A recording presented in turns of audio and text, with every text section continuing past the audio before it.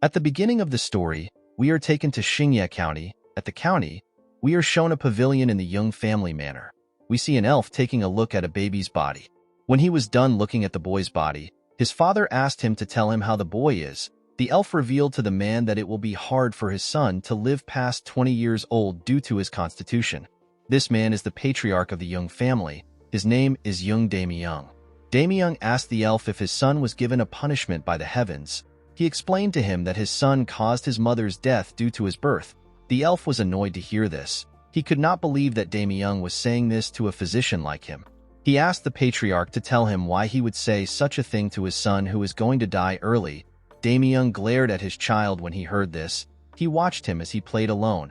According to the elf, the boy has something similar to the 9 severed meridians. The elf had never seen anyone with their Baihui acupoint open to such an extreme. Damyung asked the elf if the Baihui acupoint is the acupoint on top of the head.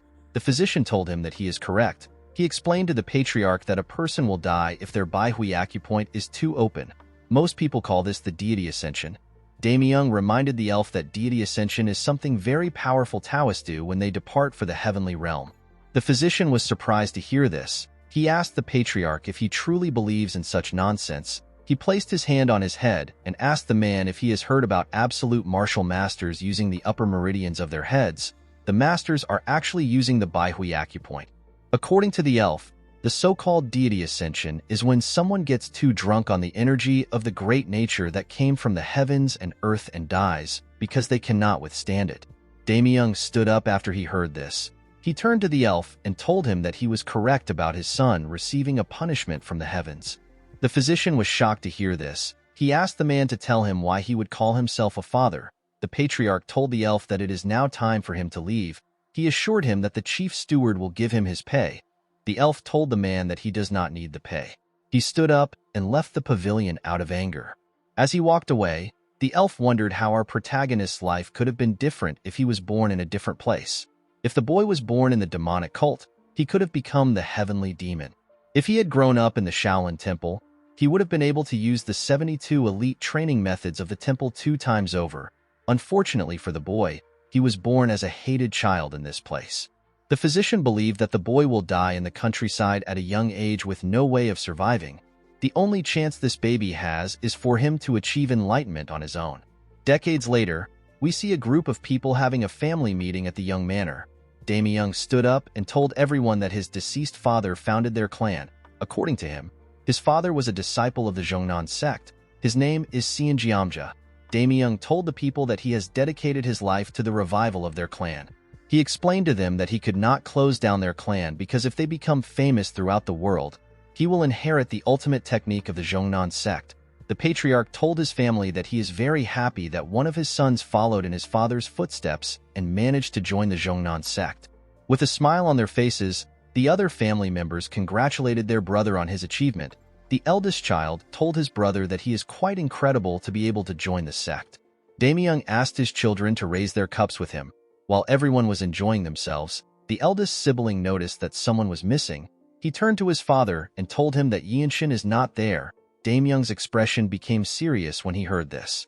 He revealed to his son that he asked Yinshin to stay on the training ground. The man was shocked to hear this. Damyung told his son that it is better for our boy to not be there on such a joyous occasion. He told him that Yinshin would bring them bad luck. The man could not believe that his father actually said this. The scene shifts and we see our boy gathering his energy on the training ground. He carefully circulated his energy throughout his body. Immediately he did this. He opened his eyes and released his energy. After he was done, Yinshin took a look at his palm. He realized that he had now completely mastered the Young clan's movement art. With this movement art, Yinshin can stimulate his muscles with energy and then compress it. He realized that his body could no longer get stronger than this. Yinshin wondered if he will have a longer lifespan now that he has a stronger body. While thinking, our boy remembered his brother's reaction when he told him that he created a martial arts technique. Yinshin explained to his brother that he did not create the technique from scratch. Instead, he redeveloped their clan's exclusive martial arts. The man let out a sigh when he heard this. He asked his younger brother to not be offended with what he wants to say. He asked Yinshin to not tell anyone about what he has done. Our boy was surprised to hear this. The scene shifts and we see Yinshin telling his brother to use the martial arts he created. The boy was annoyed to hear this. He asked Yinshin if he will take responsibility if he experiences energy deviation and dies. Our boy felt bad when he heard this. When he informed his father about what he had done, the man scolded him for messing with their clan's exclusive martial arts. He asked his son if he believes that he is the clan's founder. Yinshin could not believe that his own father simply dismissed him. While sitting on a chair, our boy thinks about what it means to be a clan founder. A clan founder is someone who creates martial arts and the founder of a martial group. Our boy never believed that he was someone that was so great. He did not think it was incredible to create a martial arts. He simply wanted to become healthy and live with everyone. While he was thinking, Yinshin sees some servants rushing somewhere. He wondered about where they were going. He quickly remembered that today was the day the martial masters of the Zhongnan sect will arrive. The Zhongnan sect is one of the 9 great sects. They are one of the twin walls that are known as the strongest groups in Shaanxi alongside the Manhwa sect. Yinshin remembered that the Zhongnan sect is a place where the sword deities reside. Our boy also wanted to meet the martial masters too. The moment he thought of this, he remembered what the chief steward said to him. Yinshin asked the man if the reason he can't show his face to the clan's important guests is because he caused his mother's death. The steward informed our boy that the order came from his father. Yinshin asked the man if he is certain. The steward apologized to our boy. Yinshin could not still believe that his father gave out such an order. He decided to follow the servants and watch from afar. He was certain that he will be able to learn something from the skilled masters. At the entrance of the manor, the servants wondered about who was coming to meet them. They were certain that the Sky Sword Dragon would not come. They believed that an elder might come to the manor. One of the servants said that it will be a blessing for their clan if an elder comes there. While the servants were talking, Damyung and his family stepped outside. Immediately they did this. Someone screamed that the martial masters have arrived. Immediately the person said this. We see an elf and 2 other men enter the compound. The members of the clan and Damyung's children were shocked to see the elf. One of the servants referred to the elf as a noble race. Yinshin was also shocked to see the elf. The noble race are known to be a mysterious race that can live on forever. Humans think of them as deities. Our boy and his family noticed the unique energy the elf was exuding. Yinshin noticed that the core energy condensed in her body is being exuded by her naturally. Damyung quickly regained his composure and welcomed the elf to his clan. He told her that he is honored that she would visit their clan.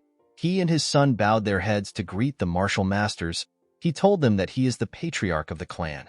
The woman thanked the man for his hospitality. She introduced herself as Yeo Il Shin. She revealed to Damyung that she is an elder of the Zhongnan sect. Damyung was shocked to hear this.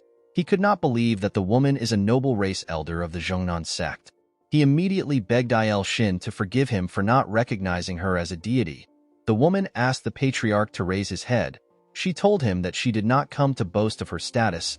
Damyung apologized to Il Shin for his disrespect. He could not believe that he kept the sword deities of the Zhongnan sect waiting outside. He asked her to follow him in. Yinshin was surprised to hear that the woman was an elder when she was already from the noble race. He wondered about how long Il Shin had lived for. While walking, Il Shin turns her head and sights our boy. The 2 of them lock eyes. Yinshin immediately bowed his head when he saw this. Damyung noticed that the woman was looking at his son. He told her that Yinshin is his 3rd son. Our boy turned around and walked away after he saw the woman. The elf told Damyung that his son's eyes are bright. She said that our boy looks really smart, with a nervous look on his face. The patriarch explained to Il Shin that his son is not well-mannered. The elf was shocked to hear this. While watching his son walk forward, Damyung informed the woman that Yinshin is actually the troublemaker of their family. When our boy returned to the training ground, he picked up his sword. Yinshin had gained a new perspective after seeing the energies of the martial masters. Our boy was actually stuck after he was done practicing the young clan's movement art. He was wondering about what he should train in next. He opened his sword and carefully inspected it. He decided to try training his sword.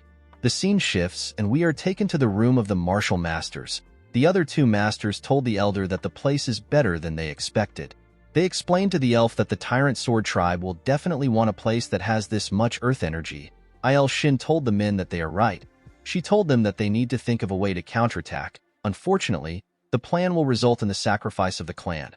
The taller man asked the elder if they cannot just attack and destroy their enemies before they cross the wall. The elder took a sip of her tea. She believed that the idea was not bad. She explained to the man that the 13 skies are the most problematic bunch. She asked the men to never let their guards down and to keep their sword auras sharp. While thinking, Il Shin noticed that she kept thinking about Yinshin. She was certain that Yinshin stood out from everyone. She found our boy to be a strange child. At night, we see Yinshin meditating and circulating his energy. Our boy noticed something strange. He noticed that his Baihui acupoint was quite opened. Although he wasn't able to meditate for a year because he was busy training his body with the Young Clan's movement art, the amount of energy that went through his head has gotten even greater. Yinshin realized that he has less than 5 years before he loses consciousness. If this happens, our boy will end up dying. Yinshin quickly opened his eyes. He could not believe that he had only 5 years left to live. Our boy was scared to see this. He stepped out of his room and looked at the moon in the sky. He could not believe that he was not able to change his fate even after he learnt the Young Clan's movement art. While thinking, Yinshin sensed something. He quickly turned to the side. He could sense an ominous energy coming from the main building. Our boy quickly grabbed his sword and ran to the building. As he got closer, Yinshin became certain that something was wrong. The scent of blood got stronger the closer he got to the building. The building was also too quiet. While running, Yinshin saw a portal at the entrance of the building. Our boy quickly ran through the portal. He realized that someone set a trap formation. When he arrived into the main building, Yinshin saw something shocking. He saw the dead bodies of the servants and the guards lying on the ground. Our boy could not believe that he just noticed that something was happening in the manor. He realized that this might have happened because of the trap formation. While looking around, Yinshin realized that everyone on the ground was part of his clan. He wondered if the culprit possessed an overwhelming martial prowess. While he was looking at the bodies, someone asked him about why he is still alive. When Yinshin looked up, he saw some men carrying the dead bodies of the servants. A huge bald man walked up to him. With a scary look on his face, the man told our boy that he should have hidden if he managed to survive. One of the man's colleagues asked him to send Yinshin to the afterlife. Yinshin glared at the man when he heard this. The bald man asked our boy to not blame him. He told him that he is simply following orders. He gathered his energy in his hand and rushed to attack Yinshin. Our boy grabbed the man's wrist and used his hand to crush it. The bald man screamed out in pain. He fell to the ground and began to tremble. The man's colleagues were shocked to see what our boy did to his hand. They quickly grabbed their swords. The man who asked the bald man to kill Yinshin asked him for his identity. Our boy released his energy and raised his sword. With a serious look on his face, he told the man that he is the third son of the clan. The moment Yinshin stepped forward, the bald man stood up. He called our boy a bastard. He gathered his energy and got ready to attack. Before he could take a step, Yinshin used his sword to cut off his head at a crazy speed. The bald man did not know what happened. All he knew was that he could no longer clearly see our boy. Yinshin rushed to attack the other men. The men were startled when they saw this. Our boy got close to them and used a technique known as scripture origin ability to cut off the head of the man closest to him. Before the other man next to him could react, Yinshin tore his body apart. The other two men were terrified to see our boy coming towards them. Before they could even attack, Yinshin cut off the wrist of one of the men and beheaded the other man. Immediately he did this. He turned around and stabbed the man whose wrist he cut in the chest. The man screamed out in pain. Yinshin was annoyed to see this. He pulled out his sword from the man's body. Our boy watched the men as they fell in front of him. He let out a sigh. This was his first time using his delightful sword. Fortunately, Yinshin was able to understand how it works. While he was looking at his sword, someone commended him on his sword art. Our boy quickly turned to the side. He saw another group of mysterious men. A man wearing a headband tells Yinshin that the idiots lost because they let their guard down. Although the man said this, he was actually surprised by how good our boy was. He never expected someone so young to be so skilled. He asked Yinshin if he has trained in the delightful sword his whole life. Our boy asked the man if he is from the Blood Flame cult. The man revealed to him that the men on the ground are the ones from the cult. He explained to him that they are from the Tyrant Sword tribe. Yinshin was surprised to hear this. He could not believe that the Tyrant Sword tribe and the Blood Flame cult were in the same place. The 13 Skies are said to be the most cruel and powerful group in the Murim.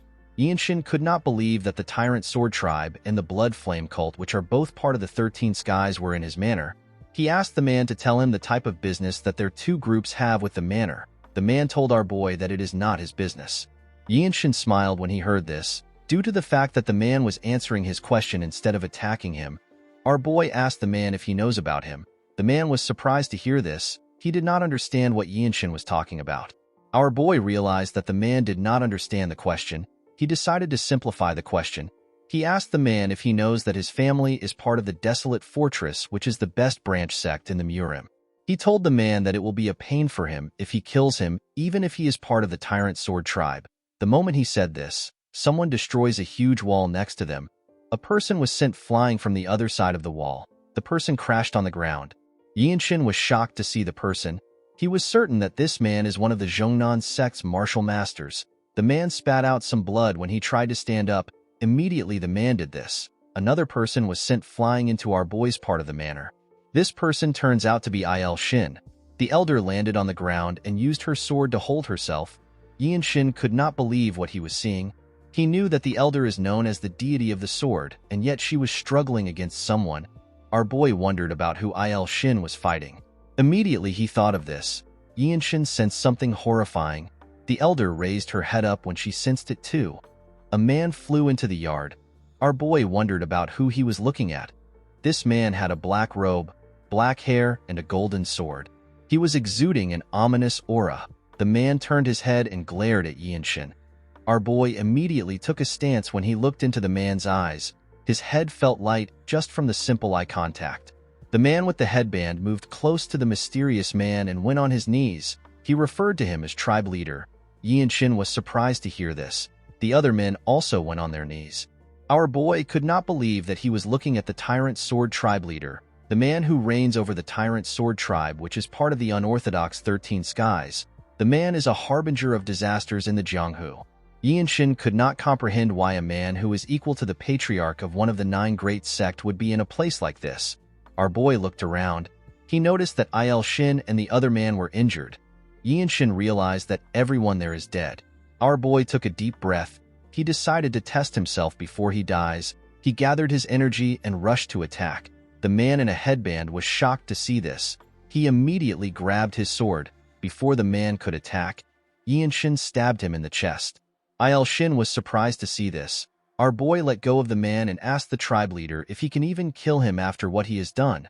The other tribe members were annoyed to hear this. They quickly pulled out their swords. The tribe leader asked the men to stop. The tribe members were shocked to hear this. The tribe leader told Yinshin that his spirit is better than everyone's spirit combined. The elder was surprised to hear this. His subordinates were shocked to hear this. They did not understand what was happening. The tribe leader told our boy that he will let him live. With a confident look on his face, Yinshin told the man that he simply can't kill him. He took out his sword from the body and pointed it at the tribe leader. He revealed to him that he is the only grandson of the former Divine Sword Squad leader of the Desolate Fortress. Il Shin was shocked to hear this. She was certain that the Divine Sword is the best in the Desolate Fortress. According to the tribe leader, the Desolate Fortress was created by the imperial family in order to prevent any conspiracy by the Murim forces. The man believed that it won't be a good idea to be involved with such a group. The tribe leader explained to Yinshin that he is not letting him live for this reason. He revealed to our boy that he likes him. He explained to him that his temperament and spirit are things that a powerful martial artist needs in the Jianghu. Our boy simply glared at the man. The tribe leader revealed to Yinshin that he would have taken him in as a disciple if he wasn't related to the Desolate Fortress. Everyone was shocked to hear this. The man raised his sword and pushed it into the ground. He told Yinshin that he will give him one day to leave the place. He told our boy and the elder that he does not permit any clan or sects to step foot on the land. After saying this, he turned around and walked forward. The members of the tribe put their sword away and followed their leader. Before leaving the building, the leader informed Yinshin that he will always be open to have a duel with him. He asked him to come find him when he is ready to get revenge. Yinshin glared at the man when he heard this. After saying this, the leader left the building. Our boy kept the image of the leader in his head. He etched it into his mind. In the next scene, we see Yinshin staring at his father's body. He saw his father coughing. He told the man that he is right next to him. Damyung reached out his hand and touched his son. With a shaky tone in his voice, he asked Yinshin to tell him why he is so strong. Our boy explained to his father that he used the Young clan's movement art which he created. Damyung was shocked to hear this. He could not believe that his son created a martial art. He remembered when Yinshin told him that he created a martial art using their clan's technique. At this time, Damyung turned around and asked his son to repeat what he said. With a look of anger on his face, the man asked our boy to tell him what gave him the right to mess with their clan's exclusive martial arts. The patriarch asked our boy if he is referring to the martial arts he told him about. He referred to the martial arts as the sacred art created by their clan. With tears in his eyes, Damyung told his son that he was too stupid and ignorant. He could not believe that his third son improved their clan's martial arts. The patriarch told Yinshin that he has the qualities of a founder. The man could not believe that someone as skilled as Yinshin was his son.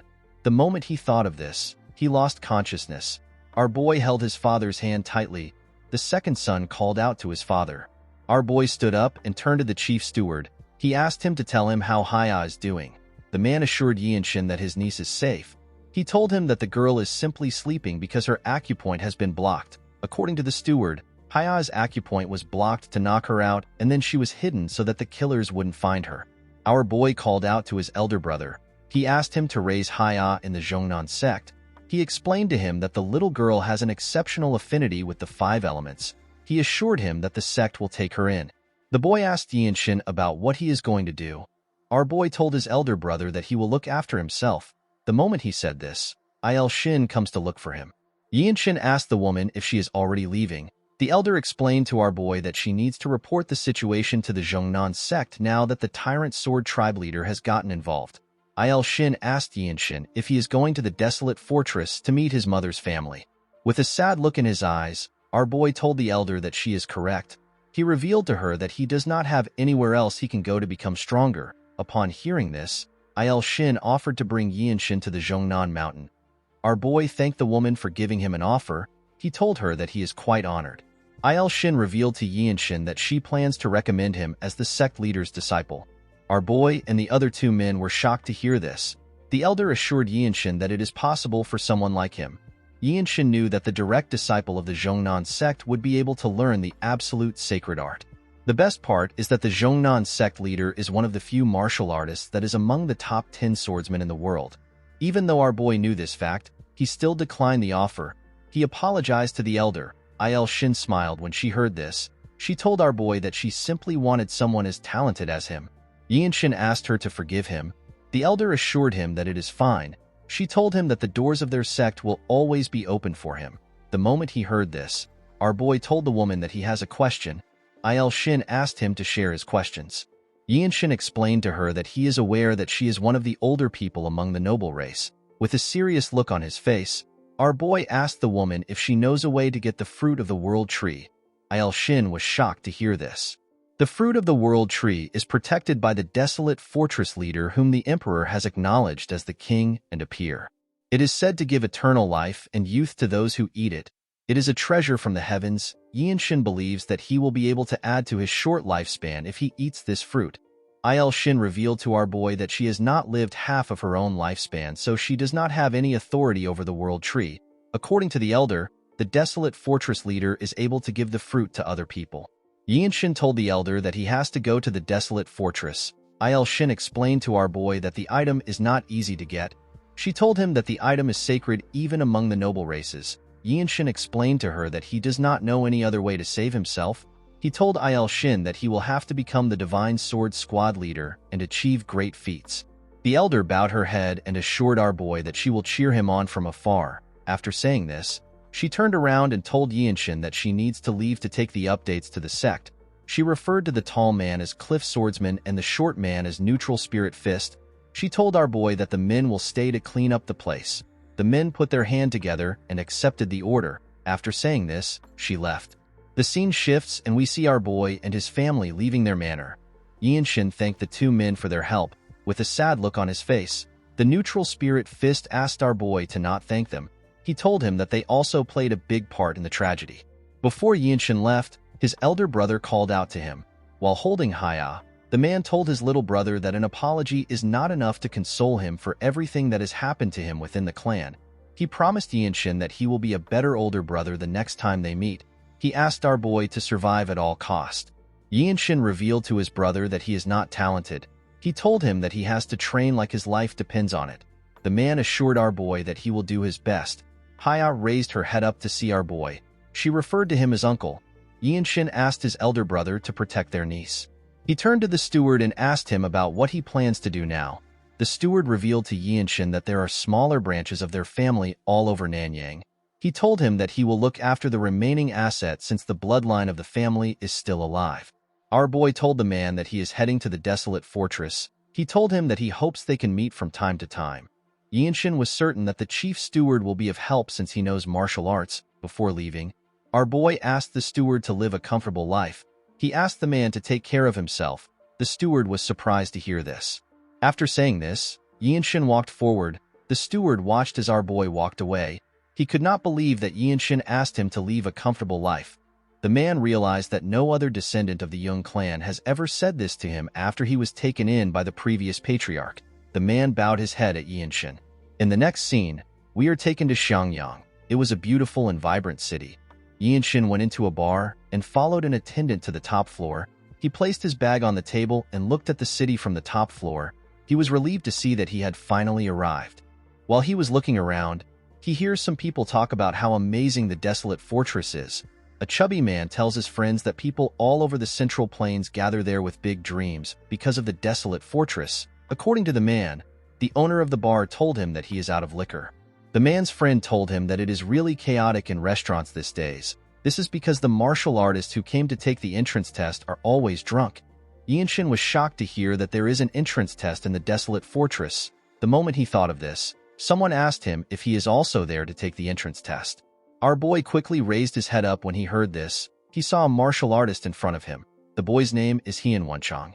Yinshin asked the boy to tell him why he is here. Wenchang apologized to Yinshin for rushing into things. He told him that he was simply fascinated to see a challenger that is younger than him. He introduced himself to our boy and told him that he came from Shaanxi. He called the place a really far place. Our boy also introduced himself to Wenchang. He told him that he is from Xingye County. Wenchang was surprised to hear this. He could not believe that our boy came from somewhere nearby. He told Yinshin that his journey must have been easy. He revealed to our boy that he had to fight the Green Forest bandits and swim against the pirates of the Pirates' Fortress. He told Yinshin that the water martial arts of the pirates was really vicious. Yinshin also faced some bandits when he was traveling. However, our boy easily cut them down. He told Wenchang that his journey was quite easy. The boy looked around to see if there is anyone close to him. He moved close to our boy and told him that they can become friends and share any information about the test with each other. Yinshin asked Wenchang if there is really a test.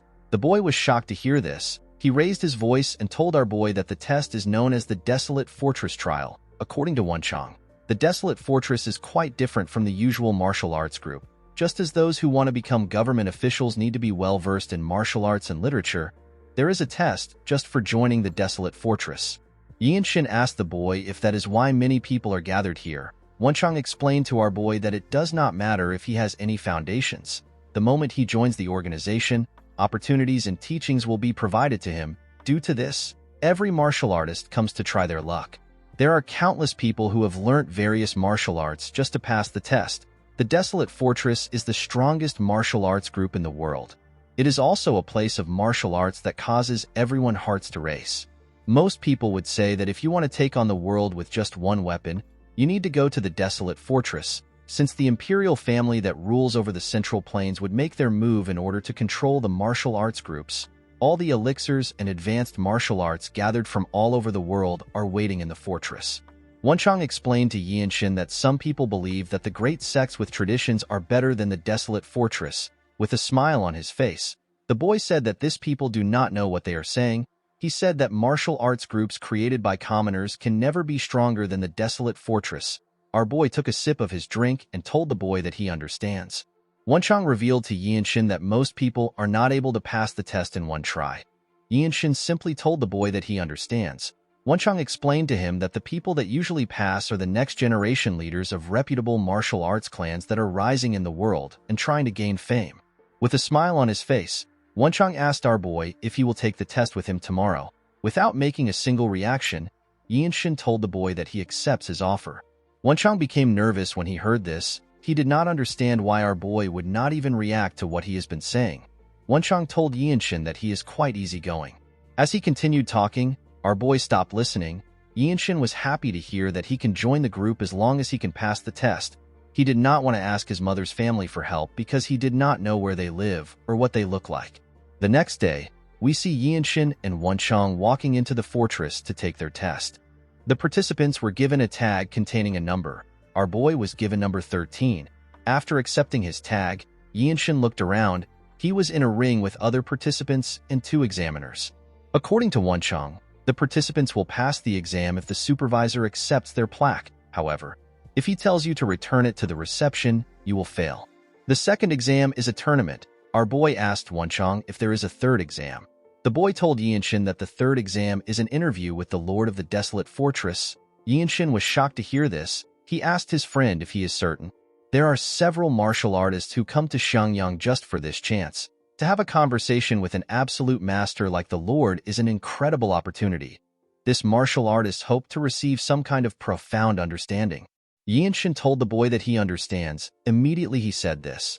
The supervisor announced that the first exam is about swift sword arts. According to him, the participants are to demonstrate one swing with the fastest technique they have. The supervisor will watch and judge the technique by himself.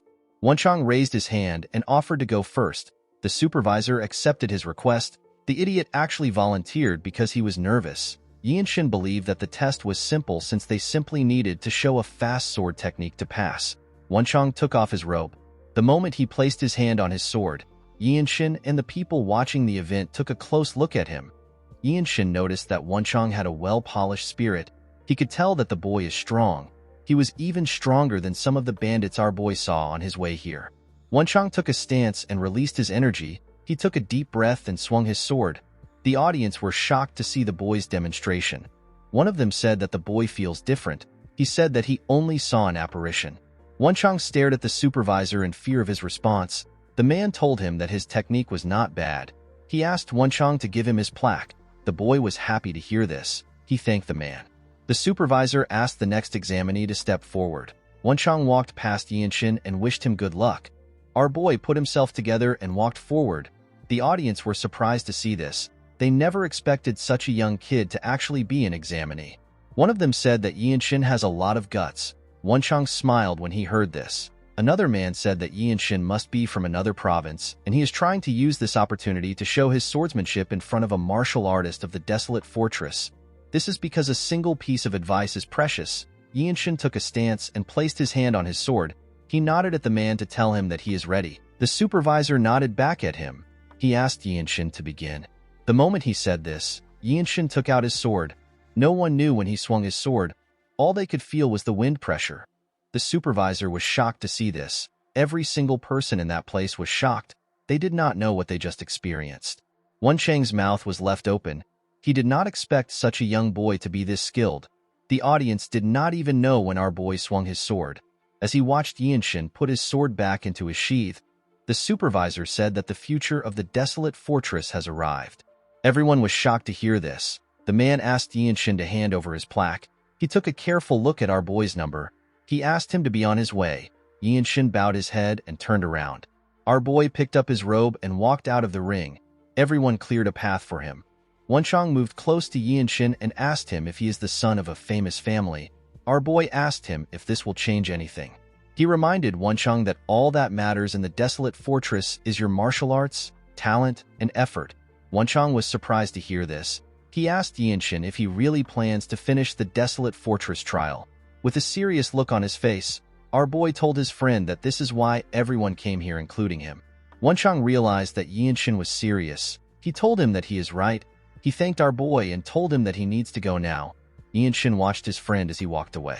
He hoped that his kind and talkative friend will pass the second exam. The scene shifts and we see Yinshin meditating in a room. While circulating his energy, our boy thinks about the fact that the second exam is a tournament where different people will compete with each other with their martial arts. Yinshin recalled that the exam will take place in 3 weeks. He realized that he needed to train more seriously. Our boy decided to train his young clan's movement art, the rapid sword arts, and the scripture of origin ability, which is an amplified chi movement technique. 3 weeks later, we see Yinshin and other participants arrive for their test. The supervisor asked the examinees to wait outside until they are called. The moment he said this, he went into a building. At the entrance of the building, a guard stood to watch everyone. While staring at the logo on the guard's clothes, One of the participants said that he is feeling discouraged. According to the man, the white martial arts outfit signifies an elementary-level martial artist. The man asked the person next to him to tell him why the guard's energy would be so strong. The other man told him that even just wearing the white clothes means that his future is secured. Yinshin also stared at the guard.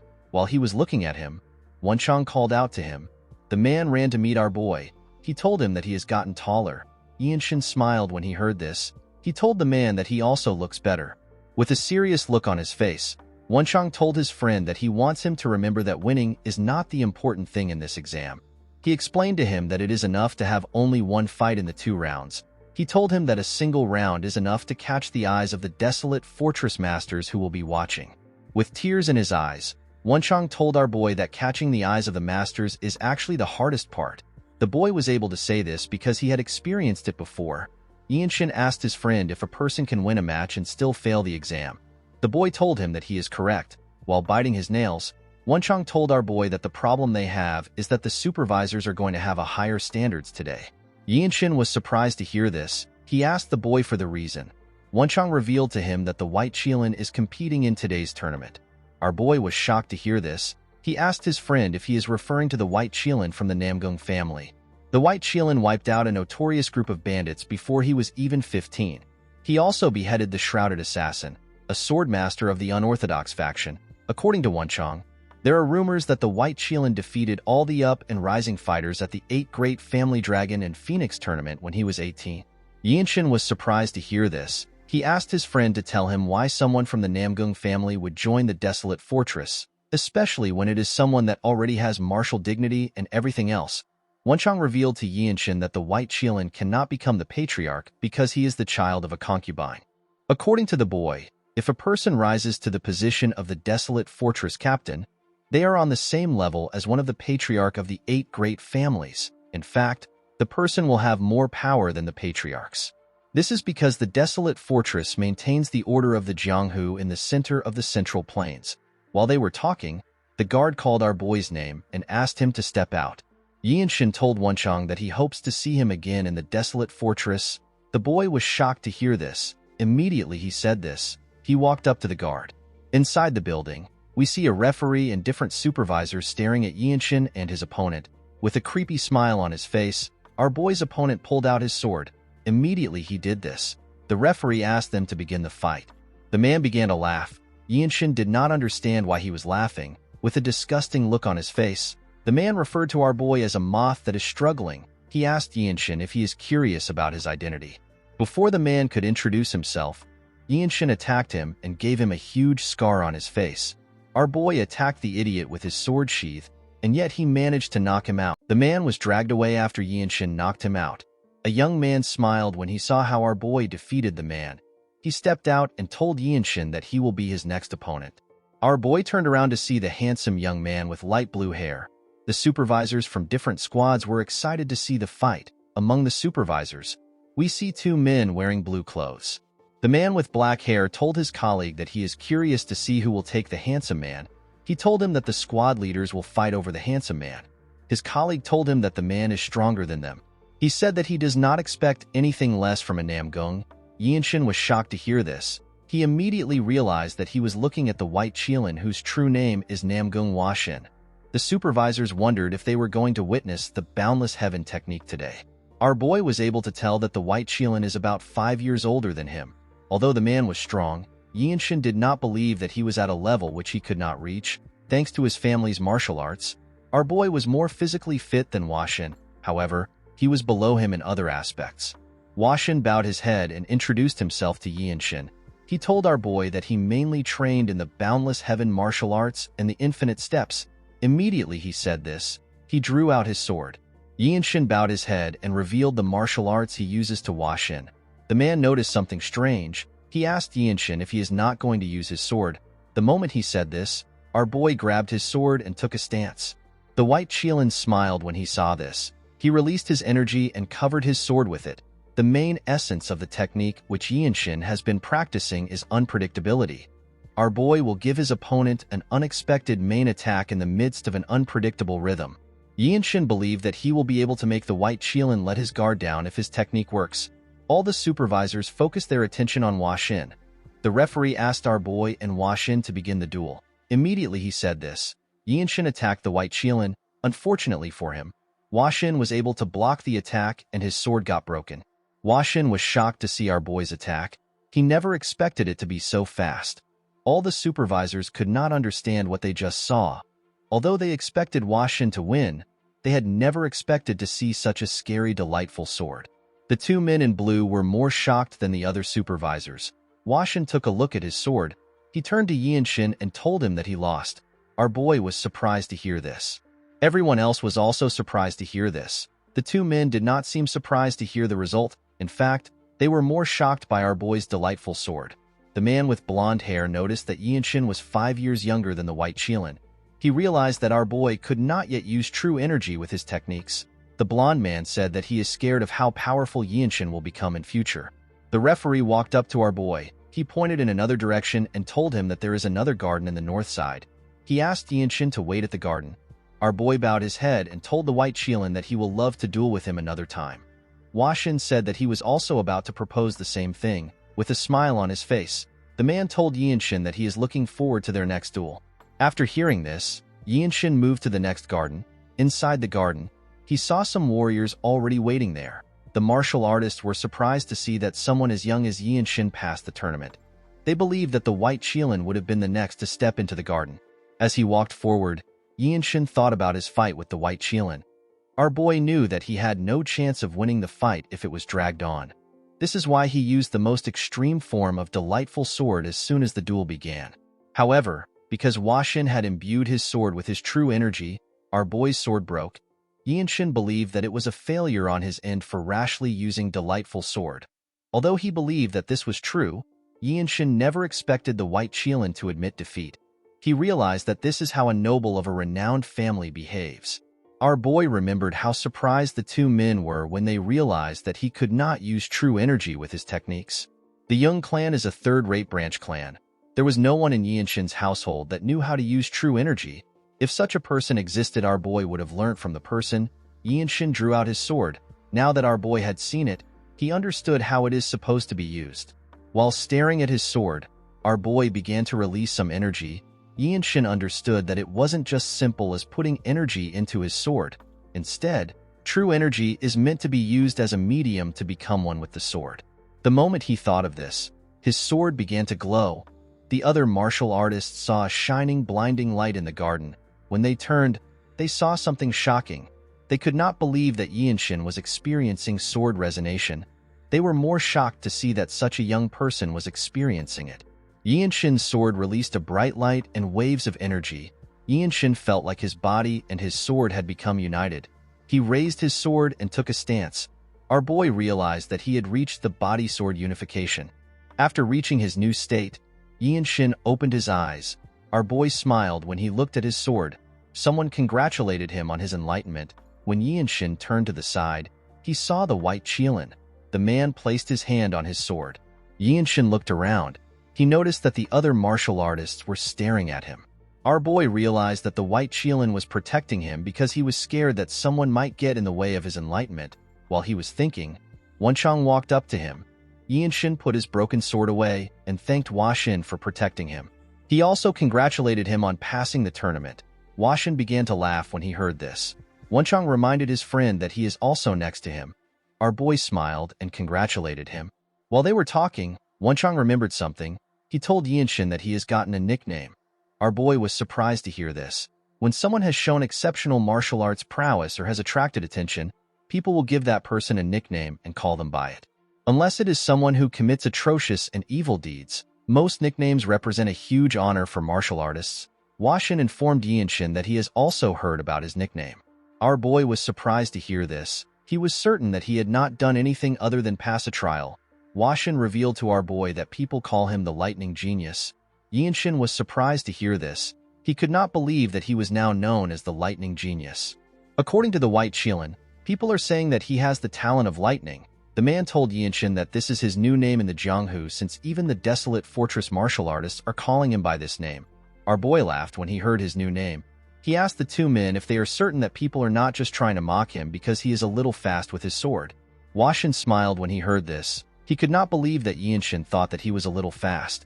He asked our boy to tell him what he will call someone like him who had a hard time blocking his attack. Our boy looked up to the sky. He could not believe that he was now known as the Lightning Genius. This was a title that he could not even dream of when he was doing the horse stance in the young manner. A while later, everyone was asked to gather around. They were told that they are about to go through their last trial. The supervisor told them that they will be able to join the desolate fortress if they pass the trial. Yinshin could not believe that he was about to meet a living piece of history and one of the strongest martial masters in the world who might even be the strongest. After the supervisor explained to them, the first person walked into the building. A little while later, the man came out of the building looking like he had seen something that he should have not seen.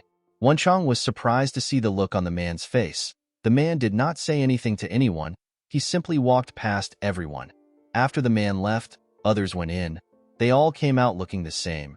Due to the fact that everyone came out quickly, Wenchang asked his friend if the leader is simply looking at faces. After a while, Yinshin was asked to step in. Our boy was asked to keep going until he gets to the top floor. When Yinshin arrived at the top, he saw a huge golden door. The door opened and our boy stepped inside. Immediately, he stepped inside. Yinshin noticed that there were some vines tied to a pillar. When he looked up, our boy saw someone sitting on a throne that was surrounded by trees. The person that sat on the throne was a woman who was a member of the noble race. This elf is the leader of the desolate fortress. Yinshin greeted the elf and introduced himself to her. She turned her head to see our boy. Yinshin was surprised to see the elven woman. The leader was a beautiful elven woman with green hair and green eyes. The leader told our boy that he is part of a certain bloodline. With a serious look on his face, Yinshin asked the leader about the bloodline she speaks of. Our boy wondered if the leader knew about his mother's family. The elf glared at Yinshin. She could tell that our boy already knew what she was talking about. She told him that he is quite bold. Upon hearing this, Yinshin admitted to her that he is the grandson of the former Divine Sword Squad leader. The leader revealed to our boy that his grandfather is about to join the Elder Council. She told him that he is a very obstinate man. While looking at Yinshin, the elf told our boy that he has an injury. Yinshin was surprised to hear this. He told her that she does not need to concern herself with it. He assured her that they are nothing but trivial issues. The elf explained to our boy that the issues are not trivial. She told him that he simply covered the wound with his trained body. She told him that he has only lived for 15 years. She apologized to Yinshin for commenting on his issue. She told him that an outsider like herself should not be getting involved in such things. The leader smiled and stood up from her chair. She told Yinshin that she likes him. She explained to him that she finds it interesting that he doesn't bow to anyone even though he came here because he has something he wants. Yinshin was surprised to hear this. He did not know how the leader was able to find out that he wants something. He wondered if she has found out that his Baihui acupoint is abnormally wide open. Yinshin decided to ask her his question. He asked the leader if he will live if he eats the fruit of the world tree. The woman told our boy that it is possible for him to get what he wants. Yinshin asked the leader if he can actually get it. The elf explained to him that it depends on what he does. Yinshin was relieved to hear this. He told her that this is enough for him. He thanked the leader for her response. The moment he bowed his head, our boy remembered something. He asked the leader if he is now a martial artist of the desolate fortress. The elf smiled when she heard this. She told our boy that he is. She told him that he can leave now. She referred to him as the next Divine Sword Squad leader. Yinshin was surprised to hear this. As he walked back downstairs, our boy remembered her words. He wondered if the leader was trying to tease him or if she really sees potential in him. Yinshin realized that the leader might also be telling him that he will be able to get the fruit of the world tree if he becomes the next Divine Sword Squad leader. The scene shifts and we see Yinshin, Wenchang, the White Qilin, and another man. These four were the only people that managed to pass the test. The four of them were being escorted by a staff. While walking, the man asked the group if they know the kind of work that the desolate fortress does. With a confident smile on his face, Wenchang told the man that the desolate fortress stops martial masters from overthrowing the imperial family. The man told Wenchang that he is partly correct. He explained to him that this is actually one of the major things that they do. He revealed to him that they have something else they also take care of. He told him that they prevent a certain size of conflict from happening in the Murim. The group was surprised to hear this. According to the staff, no one knows what would happen when a fight breaks out in the Murim. The man revealed to them that a blood storm swept across the central plains on the day that rumors that the heavenly demon's grave was discovered.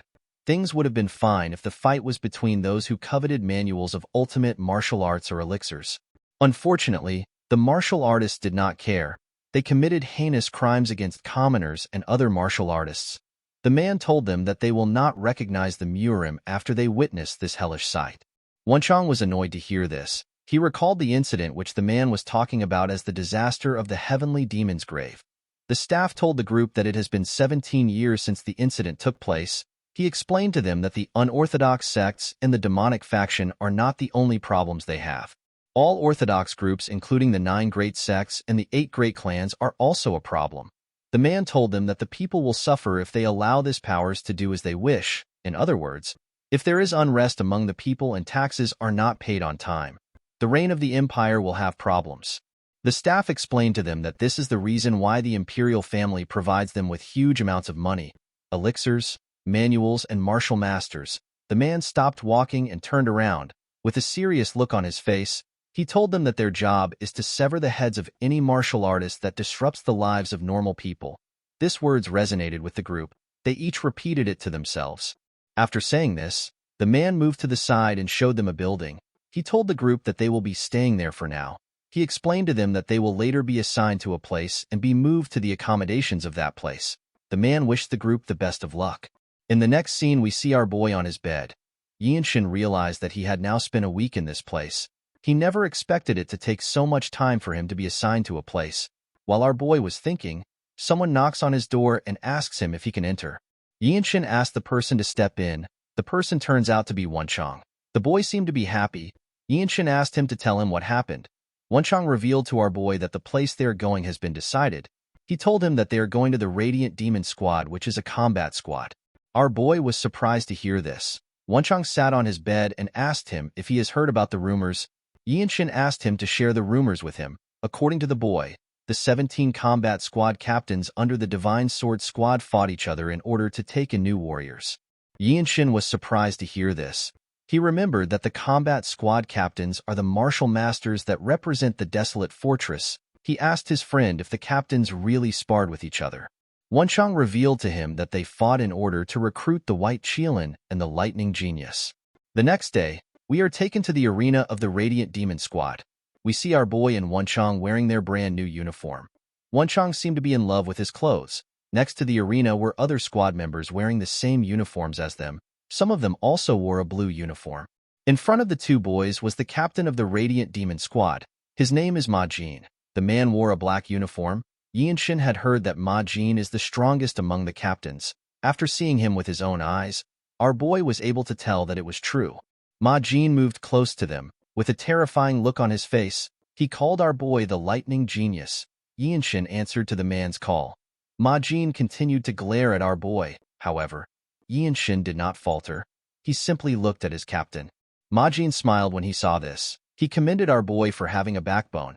He told him that people like him do not die easily. According to the captain, the combat squad under the Divine Sword Squad is basically like one of the sects in the Central Plains. He told the boys that they will both learn the martial arts of the Radiant Squad and execute missions. He pointed his hand to the back and told them that the people behind him are their seniors. Wenchang raised his hand and told the captain that he has a question. The captain asked him to speak. Wenchang thanked him for allowing him to ask a question. The boy asked Ma Jin if learning the martial arts of the Radiant Demon Squad means that everyone will be sharing their martial arts with each other. The captain assured the boy that the martial arts they learned belongs to them. He told him that only the Radiant Squad martial arts will be taught. Wenchang was relieved to hear this. He was excited to learn the famous Radiant Demon arts. Ma Jin told the boy that he needs to work hard at learning the martial arts if he wants to survive. Yinshin remembered that he had heard about the Radiant Demon arts. The Radiant Demon Squad is one of the more famous squads amongst the 17 squads. This is because they were able to fight the Plum Blossom Swordsmen. These are the 24 elite swordsmen of the Manhwa sect. The Radiant Demon Squad fought this people without any casualties.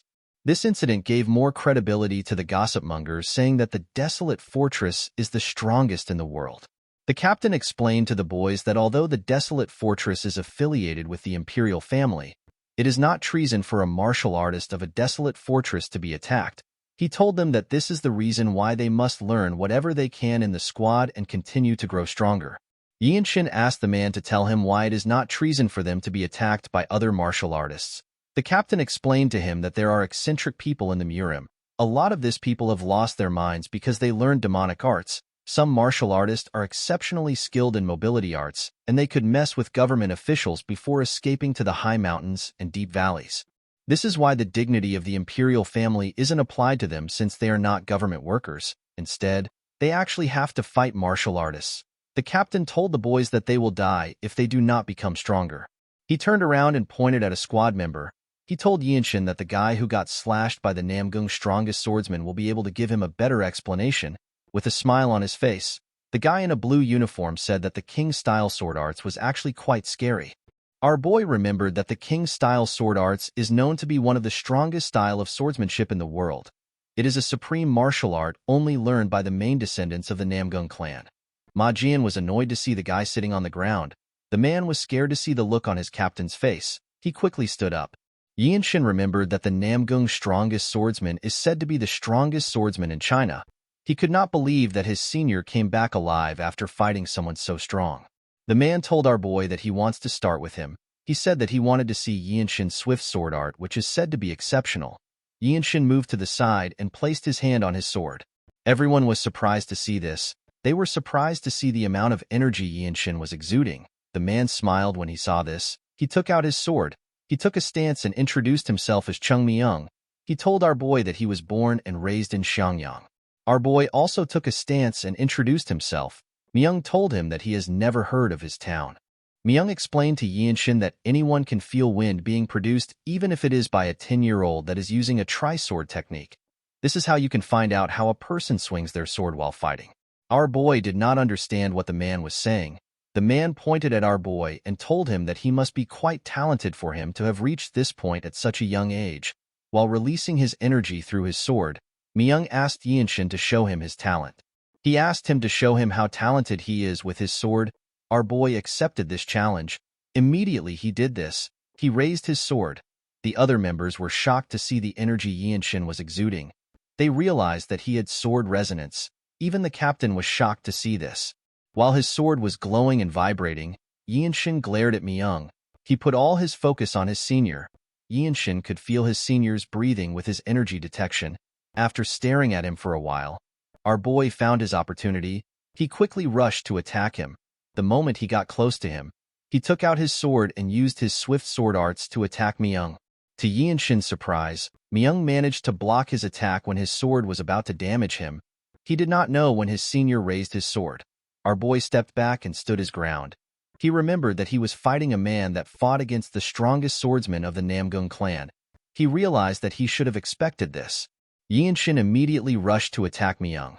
The senior raised his sword and swung it at our boy. Yinshin dodged the attack by going low. He quickly turned around and swung his sword at Myung. Unfortunately for him, his senior managed to block his attack. Although the senior seemed to be surprised that our boy attacked him this way. While Yinshin was struggling, Myung disappeared in front of him. Our boy was shocked to see this.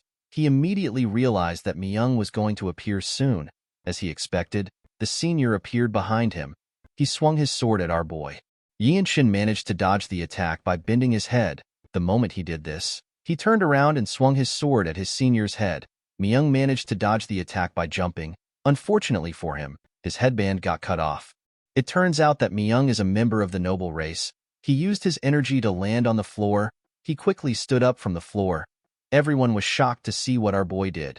The captain and Wunchong could not believe their eyes. While breathing heavily, Myung glared at Yinshin. Our boy finally understood why Myung was so skilled. He believed that it was expected for a noble race to be skilled. Yinshin took a stance. He decided to use the origin ability, which is also known as the limit releasing technique, on his sword. While he was thinking, he noticed that everyone had a weird look on their faces. He did not understand why everyone was making such weird faces. Even Myung was surprised. Our boy placed his sword down and asked his senior to tell him what he thinks of him. The man was surprised to hear this. Yinshin told his senior that he knows he went easy on him. He asked Myung to be honest with him. Myung did not know how to react to this. He asked Yinshin to tell him how old he is. Our boy was annoyed to hear this question. He revealed to his senior that he is 15 years old. He asked him if his age is important. He reminded him that their enemies won't go easy on them because of their age. He told Myung that their skills are the most important things right now. Our boy believed that age is a useless thing since he already has a short lifespan to begin with. Myung was shocked to hear our boy's age. Everyone else was also shocked to hear this. They could not believe that a 15-year-old boy would be so skilled. One of the seniors in a blue uniform said that this is completely abnormal. He said that Yinshin might be a mistake from the heavens. He revealed to his peers that he has been to the Dragon Phoenix Summit a few times, but he has never seen anything like Yinshin. He told them that it is impossible for anyone to be this skilled even if they learn the instinct honing arts from birth. Another person in a white uniform said that he was the most talented person in his city. Of course, his talent was nothing compared to our boy's. When Yinshin looked around, he noticed that Wonchong was extremely shocked by what he saw. Ma Jin seemed to be more curious than shocked. Myung laughed and put his sword away. Our boy could not still understand what was happening. In the next scene, we see the seniors laughing when they heard someone scream. It turns out that the captain had punched Wonchong with his hand, which he had covered with his energy. The poor boy was struggling to breathe. Ma Jin told Wonchong that it is actually a bit impressive that he is still standing rather than sprawled on the ground. He asked the boy to go back and solidify what he has learned. Wonchong accepted the order. The captain turned to the side. He saw our boy circulating his energy while his eyes were closed. When Yinshin opened his eyes, the captain asked him if he has understood the crux of the steps. Our boy told the man that it is to think and act in a seamless manner. Ma Jin told Yinshin that he is correct. According to the captain, there is always a way for a person to move, regardless of the situation. The true crux of the Radiant Demon Arts is to move seamlessly without disrupting the path of your attacks. Ma Jin told our boy that he must now understand the deeper meaning of the path of attacks. Yinshin was surprised to hear this. The captain realized that it will be much better and faster if he shows it to Yinshin. He moved close to a sculpture and placed his hand on it. He asked the two boys to look carefully. Ma Jin released a small portion of his energy. He took a deep breath. After doing this, he took away his energy. Yinshin was surprised to see this. He noticed that his captain was completely relaxed. The captain raised his other hand. He clenched his fist and used it to destroy the sculpture in one strike. The seniors seemed to be impressed with their captain. Yinshin and Wonchong were shocked to see what he did. Ma Jin explained to the boys that using the strongest attack at the perfect time is the path of attack. He told them that if they follow a path of an attack, the most powerful attack will be unleashed. Yinshin realized that their captain was telling them that they need to grasp the timing of unleashing their strength. The captain told the boys that he does not expect them to be able to do it immediately even though he just showed it to them. He told them that it is not something a person can master after just seeing it once. He revealed to them that this is a technique that they have to learn throughout their lives. Yinshin was surprised to hear this. He asked his captain if he is certain. His captain's words did not make sense to him because he felt like he could do it right now. Our boy decided to try it out. He walked past his captain. Ma Jin was surprised to see this. He wondered if Yinshin was actually going to try it out. Our boy stood in front of another sculpture. He remembered that the essence of core energy is the great nature. He believed that it would be sufficient for him to follow the lead of nature. Yinshin raised his sword. He entered the state of body-sword unification. He relaxed himself and opened his eyes. He carefully looked at the sculpture. He saw the sculpture in a shiny blue form. While looking at the sculpture, our boy saw a bright light shining in the middle of it. Immediately he saw the light. Yinshin used his sword sheath to hit the spot where the light came from. The moment he did this, the sculpture began to crack. It crumbled apart. Our boy smiled when he saw this. He realized that he had understood the deeper meaning of the path of attacks. Yinshin was quite happy to see that he had learned all of the Radiant Demon Arts. He simply needed to continue training to be able to use it in a real fight. While he was smiling, he turned around. Everyone was completely lost. They could not comprehend what they just witnessed. Yinshin told his captain that he was not quite good since it is his first time. He explained to him that he still needs to experience many more fights before he can use it properly. He told Ma Jin that if he wants to use the martial arts in an instant where life and death is on the line, normal practices like this won't work. Everyone was shocked to hear this. Yinshin bowed his head and thanked his captain for his teachings. Ma Jin did not even know how to react to this. He told our boy that he will need to think about how he should teach him. Yinshin did not understand what his captain was saying. The next day, we see Wonchong next to our boy. He asked Yinshin if he heard that their seniors had a huge fight with the Heavenly Squad. Our boy was surprised to hear this. He reminded Wonchong that the Desolate Fortress is actually quite strict when it comes to their rules. He told him that fighting outside of training grounds is a punishable offense for martial artists of the desolate fortress. Yinshin asked his friend to tell him why they fought. Wenchang revealed to him that one of the Heavenly Squad members picked a fight with their squad at a restaurant. He told a member of their squad that our boy's talent won't blossom in their squad. Yinshin could not believe that the men actually fought for this reason. Wenchang told his friend that he does not know what the Murim is like. He explained to him that something that does not seem like a big deal could provoke someone to raise their sword against him. Unfortunately, the streets place great value on the process of defeating your opponent and winning the fight. Wenchang told our boy that the situation is actually not bad. With a weird look on his face, the boy told Yinshin that he never expected the seniors of the desolate fortress to get angry over a newbie. He said that he would not know what to do if he was in the same situation. Yinshin did not understand what his friend was saying. He was certain that the seniors were angry because someone insulted their squad. While thinking, our boy realized that he has an opportunity in front of him. Yinshin knew that he needed to accomplish something in order to get the fruit of the world tree which all the noble races of the world worship.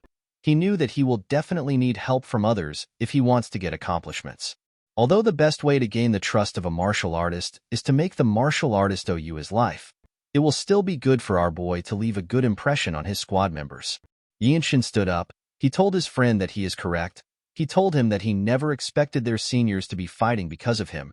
He assured his friend that he will not let this go. He told him that they need to pay their seniors a visit. Wenchang was surprised to hear this. He commended his friend on his bravery. He told our boy that he is a chivalrous person who knows the code of martial artists. Yinshin wondered if something like this was actually chivalry. The scene shifts and we see our boy and his friend arrive at the training ground. The seniors were surprised to see them. They could not believe that the newbies came to train even though there are no lessons today. They believed that the boys were hardworking. A senior wearing a blue uniform told the boys that they do not need to train so hard while they are wearing the white uniform. Another senior wearing blue said that it is actually best for the boys to train while still wearing white. The two boys walked up to the captain and greeted him. Majin asked them if they ran into any problems while training. Yinshin revealed to his captain that he wishes to have a spar. Majin asked our boy to look around and choose someone to spar with. Our boy told the man that he does not want to spar with anyone in their squad. With a serious look on his face, Yinshin told Majin that he wants to spar against the Heavenly Squad. Everyone, including Wenchang, was shocked to hear this. Upon hearing this, Majin realized that our boy has heard about what happened yesterday. The captain told Yinshin that he does not need to get worked up over it. Our boy told his captain that he wants to see the heavenly sword arts which he has admired for a long time. Majin told Yinshin that it is too late for him to say something like this. He believed that our boy was too agitated. The captain actually liked the fact that our boy got worked up because of his seniors. Yinshin bowed his head and explained to his captain that he wants to show everyone that the Radiant Demon Arts is a great martial arts. He begged Majin to give him a chance. Yinshin actually wanted to gain fighting experience with the Radiant Demon Arts. He also wanted to observe and advance martial arts and leave a good impression on his seniors. Our boy wanted to kill 3 birds with 1 stone. Majin reminded Yinshin that he did not learn the same kind of martial arts as the Heavenly Squad, and he has never fought in battle with them before. He told Yinshin that his opponent has no reason to go easy on him, even if it is a spar. With a fired-up look on his face, Yinshin assured his captain that this is exactly what he wants. Everyone was shocked to hear this. The seniors began to praise Yinshin. They told him that he has a spirit that is befitting of a martial artist of the desolate fortress. They told him that he can become the next captain of their squad if he survives this spar. Upon realizing that he could not persuade Yinshin, Majin told him that he will send a message to the Heavenly Squad. Our boy was happy to hear this. In the next scene, we are taken to the arena of the Heavenly Squad. Yinshin stood in front of his opponent who was from the Heavenly Squad. Some of the Heavenly Squad members were shocked to see that a white robe actually challenged a blue robe. A white robe told his seniors that the fight is actually supposed to be a guidance fight for the sake of learning. A blue robe asked his colleague to tell him how long Yinshin will last in the fight.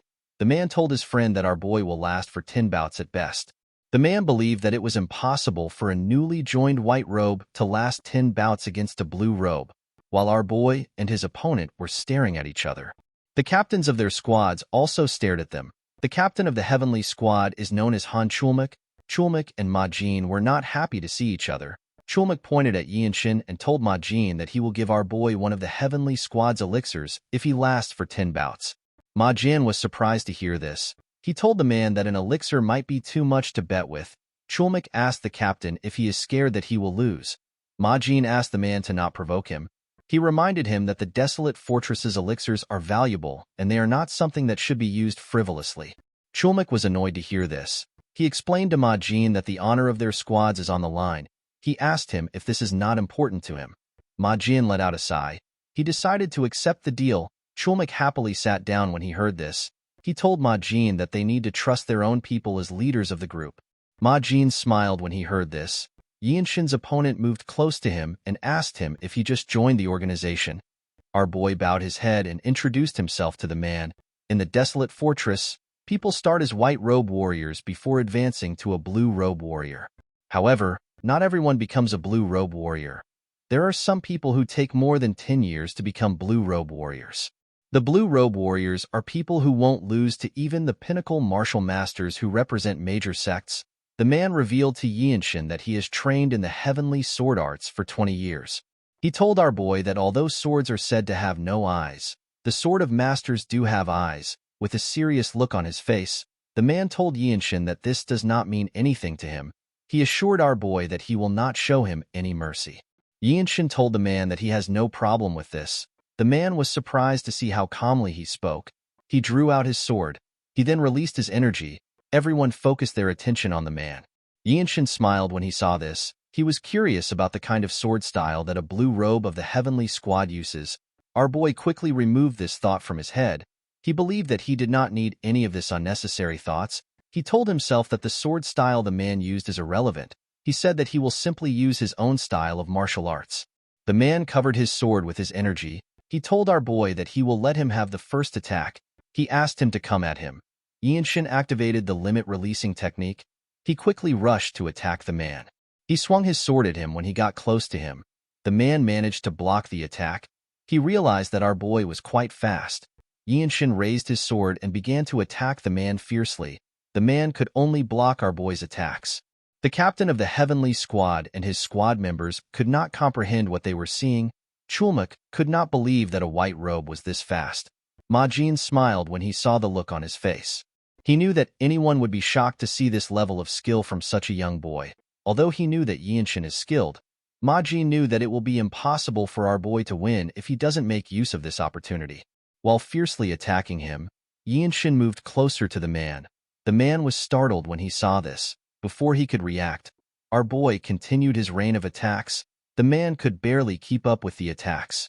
Yinshin realized that he has gotten stronger after entering the desolate fortress. His body was now on a different level. It was trained with the Jung clan's movement art and the principles of martial arts. Our boy carefully moved to the side. The more inclined the sword trajectory is, the more back muscles it uses. When taking a step forward and turning with core energy, a rotational force is created. With this rotational force and his well-trained body, Yinshin used his sword to land a heavy hit on the man from the side. Everyone was shocked to see this. Before the man could regain his stance, Yinshin moved closer to him. He used the rotational force to knock the man's weapon out of his hand. Our boy could not believe that he had learned a new move. Yinshin put his sword to the man's neck. The man realized that he had lost. Our boy took a deep breath and glared at the man. The heavenly squad members could not comprehend what they just saw. Chulmak was quite annoyed. Ma Jin was happy to see the look on his face. The referee announced that our boy won the fight. The Radiant Demon Squad began to cheer when they heard this. While the man was doing his best to fix his hand, Yinshin put his sword into his sheath. Our boy knew that he was lucky. He only won because he had an overwhelming momentum due to the fact that he took the man by surprise. Our boy was certain that the results would definitely be different if he fought the man again. Yinshin bowed his head and thanked the man for giving him the opportunity to observe such a high-level swordsmanship. The man smiled when he heard this. He turned around and went to pick up his sword. He revealed to Yinshin that he was surprised by his sword trajectory and his rotational force. He told our boy that he possesses a martial prowess that is beyond his years. He explained to Yinshin that he has an incredible talent for swords. The man now understood why our boy is called the Lightning Genius. He could not believe that Yinshin actually possessed a martial prowess that is unfathomable even though he is so young. He told our boy that he is envious that the Radiant Squad found a treasure. The other people in the arena could not still believe their eyes. Ma Jin stretched out his hand to Chulmak. The man was annoyed to see this. Yinshin decided to name his new technique as the Energy Accumulation Discharge. While he was looking around, his captain walked up to him. With a smile on his face, Ma Jin threw a box to our boy. When he opened the box, he was shocked to see what was inside. Ma Jin told our boy that he is holding an elixir of the Heavenly Squad. The elixir was a small golden pill. He revealed to Yinshin that the elixir now belongs to him. The scene shifts and we see members of the Radiant Squad surround a particular building. At the entrance of the building, we see the noble race man and a woman looking around. This woman is known as the Zen Demon Sword. Her name is Beck Mirio. Mirio told the man that Yinshin is a monster. She never expected him to defeat a skilled swordsman like Gukikwan, someone who is a blue robe of the Heavenly Squad. Mirio revealed to her colleague that our boy is actually quite hardworking, humble, and polite. She told him that Yinshin is also good at seeing through martial arts. The man explained to her that they have never seen someone as talented as Yinshin. According to Mirio, when she uses a technique while sparring, our boy is somehow able to apply the same principle in a different posture. The way he executes the technique is even more precise than normal. Mirio revealed to her colleague that she would hate to use exclusive martial arts in front of Yinshin. She explained to him that our boy has some sort of innate talent for reinterpreting martial arts. The man agreed with his colleague. He told her that it is as if our boy learned the martial arts a long time ago. He believed that Yinshin is a true monster. The scene shifts and we are taken inside the building. We see Yinshin on the floor and Ma Jin next to him. The captain told our boy that he does not know the amount of energy he will be able to draw out of the elixir. People usually absorb about 60 to 70% of the elixir, but depending on the situation, it could be lesser than that. Ma Jin explained to our boy that he will damage his energy core or blood vessels if he acts recklessly because he feels like he is absorbing less. He asked him to not be too obsessed with absorbing it. Our boy assured him that he understood. According to the captain, the way to consume an elixir is to allow it flow into your core energy and to circulate that energy endlessly until it has completely melted. Ma Jin assured our boy that he will step in and help if his energy circulation becomes unstable. He asked him not to get surprised and to act accordingly.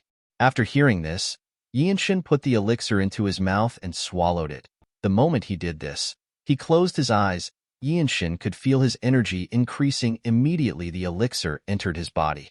A bright golden light shined from our boy's chest. Yinshin began to gather energy around him. The moment he did this, Mirio and her colleague turned around. They could feel his energy. They realized that our boy had started to absorb the elixir. Mirio wondered about how strong Yinshin will become after he absorbs the elixir.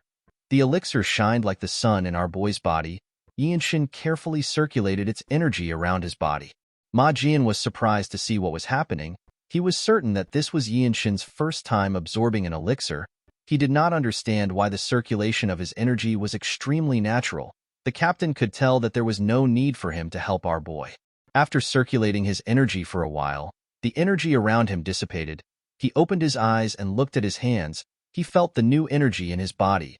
With a nervous look on his face, the captain congratulated Yinshin. He told him that he has completely absorbed the elixir. While looking at his hand, our boy revealed to his captain that his new core energy is quite strong. Ma Jin never expected him to completely absorb the elixir.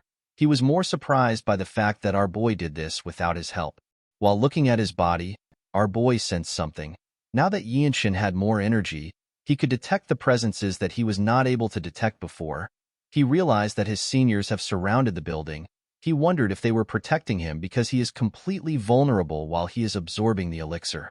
Our boy turned to his captain and revealed to him that he was being protected while he absorbed the elixir. With a serious look on his face, Yinshin asked his captain to tell him why everyone is being nice to him. Ma Jin smiled when he heard this. He revealed to him that they are not taking special care of him. He assured him that this is done for everyone in the Radiant Demon Squad. He explained to Yinshin that things like this become natural once you risk your life a few times in the Jianghu. He reminded our boy that it is better for their squad if he becomes stronger. At night, we see Yinshin meditating in his room. Our boy realized that the amount of energy he had before cannot be compared to what he has now. Yinshin decided to go to the training ground. He wanted to see how much stronger his martial arts had become. While he was walking to the training ground, the Zen sword demon called out to him. Our boy was surprised to see the woman. Mirio asked him if he came out because he could not wait to test himself. Yinshin told her that he did. The Zen sword demon revealed to our boy that she realized something after seeing his fight. Yinshin was surprised to hear this. He congratulated her for learning something. The woman told him that she only learned a small move. She apologized for interrupting his plan to train. She asked him if he would like to spar with her. Yinshin bowed his head and told Mirio that he can always train alone anytime. He told her that it is a rare opportunity for him to be able to spar with the Zen Sword Demon's palm strike technique. The woman put her hand together and asked Yinshin to simply call her Mirio. After greeting each other, the two put some gap between themselves. Yinshin pulled out his sword and said that he will be making the first move. With a smile on her face, Mirio took a stance. Our boy quickly rushed to attack her. He tried to pierce her with his sword. Mirio dodged the attack and grabbed Yinshin's hand. She covered her hand with her energy and used it to hit our boy in his stomach. The attack pushed Yinshin back. Before he could regain his balance, Mirio moved close to him. She covered her other hand with her energy. Upon seeing this, Yinshin also did the same. When Mirio attacked him, he used his hand to block the attack. Unfortunately for our boy, he was not strong enough to completely block the attack. He got pushed back. Mirio told Yinshin that he is quite scary. While looking at his hand, our boy asked his senior if she trained to use the one-inch strike. The woman told him that she did. According to Mirio, a swordsman that has learnt the Radiant Demon art can't only use a sword. The one-inch strike is very useful in close combat. In order to deal with the energies mixed in the body, a person needs to first destroy the enhanced protection energy with the one-inch strike. The Zen Sword Demon explained to Yinshin that after using core energy in the burst discharge to increase tension, the one-inch strike becomes really efficient. Our boy glared at his senior when he heard this. He asked her if he is allowed to say something. Mirio asked him to speak freely. He revealed to her that he has been more sensitive to detecting energy ever since he was young. He told Mirio that the way she used her core energy attracted his attention. The woman was surprised to hear this. She asked Yinshin if he was really able to see the movement of her core energy. Guys, we have come to the end of our video. If you guys want more of this recap, let me know in the comments section. Don't forget to like and smash that subscribe button for more recaps. See you guys later.